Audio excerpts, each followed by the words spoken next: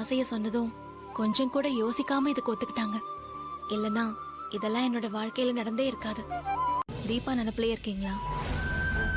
ஆமாங்க, தீபா உயிரோட தான் இருக்காங்க. அதுவும் பக்கத்துலேயே எங்கேயோ இருக்காங்கன்னு நினைக்கும் போது மனசுக்கு கொஞ்சம் நிம்மதியா இருக்கு. கூடிய சீக்கிரமே அவங்களை வீட்டுக்கு கூட்டிட்டு வந்துடுவாங்க.